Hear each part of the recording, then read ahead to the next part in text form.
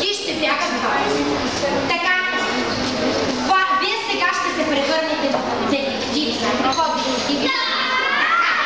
Ще трябва да пренасяте една тайна бележка.